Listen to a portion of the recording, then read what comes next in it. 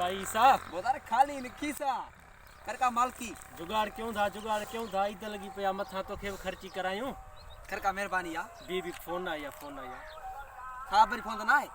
साहब मला साईं कदा याद कंदा होटल आ रे जी हेलो न बाबा न होटलन जी इजाजत ना है सरकार जो का जो लॉकडाउन हणी छदिया होटलन जी का भी इजाजत ना है होटल मल पे बंद करे छजो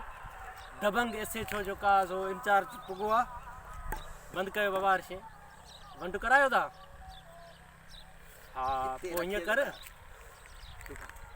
500 रुपया डेली तुम थाने ते सिपाही इसे के जो का जो दई वनी भले जो का तू होटल खोल ठीक है सही है चल चाचो साहब चल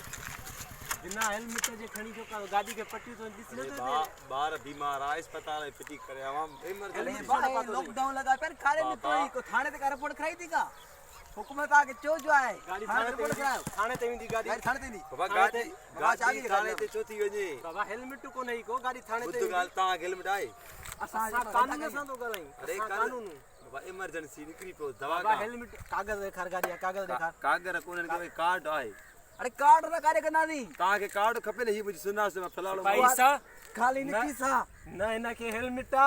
न इनके जो का सो कागजन गाड़िया दफा 140 लगाए गाड़ी चालान कर थाने दे मोलाई मुड़सा मड काश कोले खाली ना गला डील कर भला डील कर ये करे हे मुझे गाड़िया कागरन ता पंजे कोजे में रखो सुबह बाबा